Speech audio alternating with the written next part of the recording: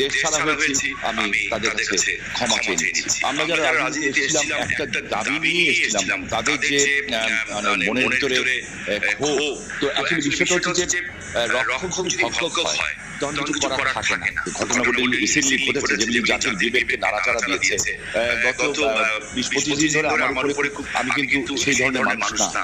আপনি বক্তৃতায় বলেন আপনাকে বড় মাস্তানা নাই, অন্যদেরকে সামলাতে পুলিশ বড়বাড়ির দরকার নাই আপনার। আপনি যেটা বলছেন আমি খুব পাওয়ারফুল, আমার কাছে আগে মনে হতো যখন আমি তুলনামূলক জিপি ছিলাম কিংবা এমপি হই নাই কিংবা ৯৬ পরেও যখন এমপি হয়েছি ২০০১ পর্যন্ত, যে আমি আসলে পাওয়ারফুল। বাট আমার কাছে এখন আমার মনে হয় সামহাও যে আমি অসহায় খুব একটা মানুষ।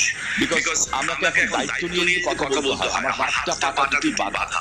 এই সরকারের সময় এসে আপনার হাত পা বেঁধে রাখা হয়েছে, ওইভাবে বলছি না যে হাত পা বাঁধা, বিকজ আমি রেসপন্সিবল পারসন। হ্যাঁ, আমি আমার